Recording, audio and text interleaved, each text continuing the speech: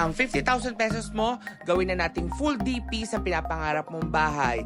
Hello, this is Andy Dimakulangan and welcome sa Live in Large Properties Philippines. So may papakita po ko sa inyong house na townhouse na kung saan 3 bedrooms na ito, may carport ng kasama, okay, 2 toilet and bath, and complete turnover na mga aspiring homeowners.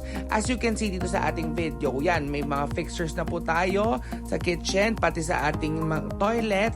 And also, may service area na rin tayo. Okay? So, as you can see, mga aspiring homeowners, may tiles na din. Complete finish na yan. May railings po tayo for accent and ating malaking window. Then, ang stairs, as you can see, napakaluwag. May railings na rin tayo for safety. And also, yan, yung ating second floor, meron na rin toilet and bath. 3 bedrooms po ito mga aspiring homeowners. Yan. So, naka-vinyl tiles po tayo. And yan, pinakita ko po ang ating mga rooms.